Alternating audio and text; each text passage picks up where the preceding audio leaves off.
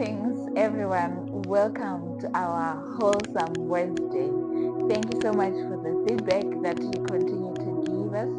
It keeps us going. Let us continue to study the Bible together. So, today we are going to look at the children of Israel. Now they are on the other side of the Red Sea. We spoke about how Miriam, she's on the other side of the Red Sea. She reaches out in her bag and she takes out her tambourine and she plays it and she makes it clear that I'm not going to be scared of these people. I'm going to praise my God for what he has done, right? So today we want to look at, the book of Exodus is about worship, basically. This is the children of Israel. They are signifying or they're symbolizing all of us, right? At one point, we were lost, right? At one point, there was no hope for us. And then the Lord miraculously served us, right? And then we find ourselves as Christians now on this journey of life. And as we are journeying in this life, worship is part of our experience, right? And this is what this book is all about. It's about now a Christian that has been saved and is now walking the narrow path of being pure and faithful in the dark and sinful world. And the children of Israel, they leave this place now. They leave the Red Sea and they are ready for the journey. They are journeying towards Canaan, the land that was promised to their forefathers, the land that they've been told is going to be flowing with milk and honey. It will have abundance. They are no longer slaves anymore, right? They are now free. There is no Pharaoh. The Pharaoh has drowned and they are free people, right? Now, after 3 days walking in the wilderness, there is a problem. Remember, we said these people had to pack their luggage real fast, right? They had no time to take a lot of things. Neither had they time, even the things that they knew that they would need. They could not carry the supplies, at least for a week, because it was going to wear them down. And now they are on the other side. They can't go back, right? The sea has closed now, and the supplies are slowly running out. And there is a pillar of cloud during the day. That is one, signifying the presence of God, that he is with them. He will not leave them alone, right? And this pillar is also giving them the coolness that they need, because it is too hot. It's in the desert. Now, here, they've just witnessed, as Christians, we have just witnessed how God has miraculously saved us. We're all saved from different experiences that we're going through in our lives. And they've just witnessed how God came through miraculously and saved them from this oppressive power that in their own strength they had no power to free themselves, because they had to take more than 400 years to be saved, because that shows that in their own strength they couldn't do it. Now they are on the other side, and they have this pillar that is showing them the way, number one, and is giving them the cool breeze that they need because it's too hot. After 3 days, they have no water. Their supplies have run out. Now, this is the real deal. This is the real life. You will think that when God has saved you, when God has taken you from the darkness where you were, right?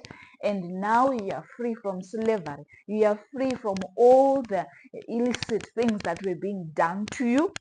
And now you have been put at an elevated position, at a better position. Then God, now that he is the one who is taking care of you, because clearly what you are carrying is not going to last you long. So you now know that God is going to be the one, right, who is taking care of your needs. He said, I am. When Moses is asking, who do I say has sent me? Because they will not believe me. God says, tell them the I am. I am is the name, right? I am has sent you. So meaning that he is going to supply he will become whatever they need at that particular time. Whatever a problem. Remember, this was a calculated move. They were not just following, right? Without understanding, without believing. No, they had to trust. They had to learn to trust him first, right? God had to show them that they can trust him first before they left Egypt. And now they were sure that we can trust him because the things that he had done, he had gained trust from the children of Israel. Now they are 3 days and they've run out of water. And normally, all of us, when we believe that God is with us, I mean, the presence, the cloud is there, signifying his presence, right? And they've run out of water. You think, but he knows that we need water. He knew that we'll be running out of water. But why would he want us to be first this much first for him to actually supply the water? They are finding themselves in this situation where they are thirsty, they have no water, but they have a God that had promised that he is I am, he will be whatever they need. But now they need water and there's no water. And they are in the wilderness. And they are thinking, Moses, what's going on here? Right? You promised us that this God is called I am. He becomes whatever we need. And why do we have to thirst this much? If he has the capacity to supply the water, why do we have to be this thirsty and this weak if he can supply? And then they're going to Moses, hey, can you sort out these issues with your God? Because we are really not understanding. And I want us to, whilst we always try to make the Israelites look like they're the bad people, but I think every time we behave the same way, right? When things go wrong, we quickly struggle.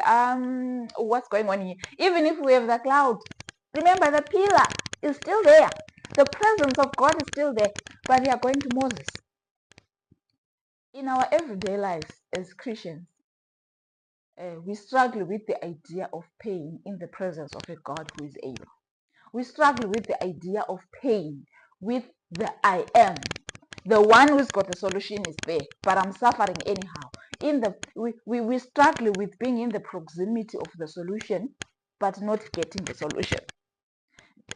That's the way we struggle the most as Christians. And this is where the Israelites are also struggling. They are in the proximity of the solution, but they are still not having the solution. Now, being in the proximity does not necessarily mean that you are going to automatically receive. God says when Moses then speaks to God that the children of Israel now, they don't have water, God. Can you supply the water? And then God tells them what to do. He tells them there's a tree close by, take something from that tree and put in the water, and the waters became sweet. And then God says, if you do what is right with me, if you listen to me, if you ask diligently, seek for me, and you find me, right, you will not have all these troubles. So what God is saying is, I am here with you. The fact that I'm in your proximity does not necessarily mean that you have all the solutions without you asking, without you seeking for me, right? So the fact that you are a Christian, you are in the proximity, does not necessarily mean that all things good are just going to flow. No. You still have to diligently seek him in this journey. For you to make it this life, you still need to seek him. So I'm trying to bring you to a point where you realize that this journey that we are going to be talking about the children of Israel, this is about you and me, basically. They are mimicking me and you. All the things that they are doing, that's what we are doing. And we're going to start this book so that we also mimic what they would do in their times of distress, what they would do now when they've realized that, okay, we are not diligently seeking him. What did they do? What were the steps that they took, right, to actually go back to the right path where they are doing things right with him, so that they will not only be in the proximity, but doing what is right and diligently seeking him so that they will get the solution. So I'm calling you to a God this evening, a God that is there, that is in your proximity, but needs you to seek him diligently. He needs you to be proactive and say, I am going to diligently seek God. Yes, I do not have the water. Yes, I lack. Yes, I'm a Christian. Yes, I'm in the proximity of the I am who will be my solution. But being in the proximity does not necessarily give us a solution. We need to seek Him so that we get solutions for our lives. God is waiting for us.